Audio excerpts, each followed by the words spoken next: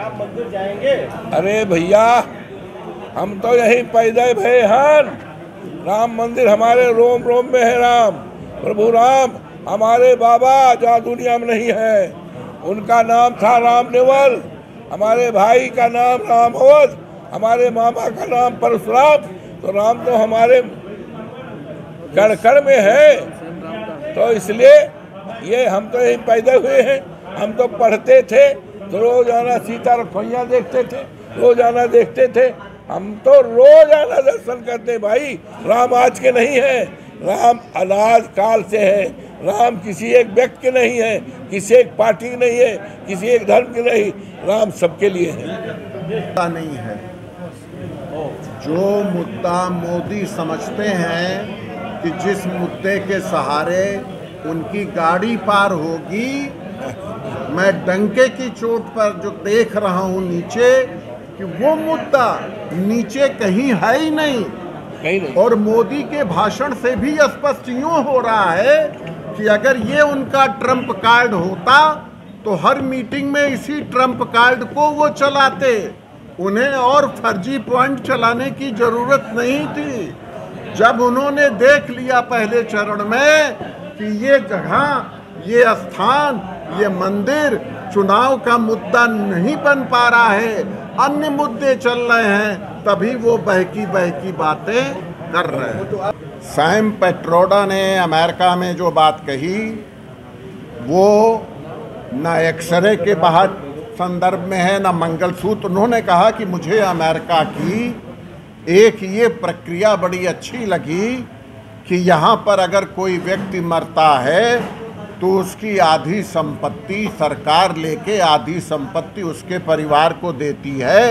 ये उन्होंने अपनी एक राय वहाँ पर किसी भाषण में रखी। ना ये कांग्रेस के मैनिफेस्टो में है, ना कांग्रेस के किसी नेता के भाषण में है, और इसका ऑफिशियली खंडन भी किया गया है कि भले सैम पेट्रोडा कांग्रेस से जुड़े हुए हों, लेकिन ये उनकी निजी राय होगी। और जो कहा भी है उन्होंने कि अमेरिका में ये होता है, वो मुझे अच्छा लगा। दूसरी बात बताएं, देखिए, अगर आप इन सारे दलों के मैनिफेस्टो को देखेंगे तो आप देखेंगे 75% चीज़ें तो सब में कॉमन ही दिखेंगी। आज अभी अवधेश प्रसाद जी जब बोल रहे थे, समाजवादी पार्टी के मैनिफेस्टो की बात कर रहे थे, उसमें भी कर्ज माफ़ी की बात थी, उसमें भी किसानों के हित की बात थी, उसमें भी महिलाओं के हित की बात थी, उसमें भी नौजवानों के हित की बात थी। पेपर लीक नहीं होने देंगे। कांग्रेस ने उसमें एक चीज़ और जोड़ दी कि अगर किन्हीं कारणों से पेपर लीक होगा तो हम उसका मुआवजा देंगे। तो कॉमन है। और 20-25 चीज़ें अगर परसेंट बचती भी हैं तो मैं समझता हूँ हुकूमत बनाने के बाद उन सारी चीज़ों को हल कर लिया जाएगा। अगर 89 में भारतीय जनता पार्टी, जनसंघ घटक और विश्वनाथ प्रताप सिंह मिल करके जो विपरीत ध्रुवी वाले व्यक्ति थे सरकार बनाते हैं और कॉमन एजेंडे पर आ सकते हैं, तो यहाँ तो सब कॉमन एजेंडे वाले ही दल हैं, इनको कोई परेशानी नहीं होगी।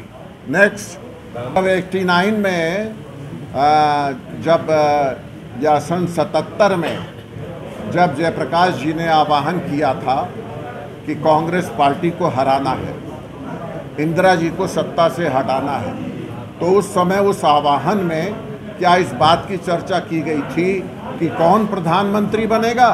कोई चर्चा नहीं की गई। लेकिन जब जनता पार्टी जीती तो उन्होंने बैठ करके ये तय किया कि मोरारजी देसाई प्रधानमंत्री बनेंगे। तो कोई आवश्यक नहीं है कि हम इलेक्शन के पहले ये घोषणा करें ही कि प्रधानमंत्री कौन बनेगा, मुख्यमंत्री कौन बनेगा।